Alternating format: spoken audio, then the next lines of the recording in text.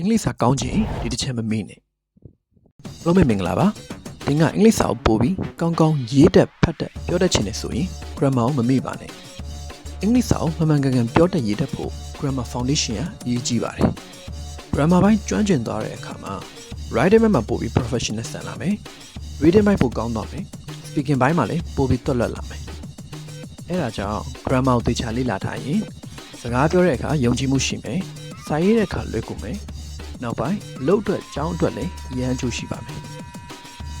သင်က English grammar ကိုအခြေခံကနေသေချာလေ့လာခြင်းနဲ့ဆိုရင်တော့ကျွန်တော်တို့ Outlet English Academy Channel မှာ grammar ကိုပြင်းစရာမဟုတ်ပဲနားလည်လွယ်တဲ့ပုံစံလေးနဲ့အခမဲ့သင်ကြားပေးနေပါတယ်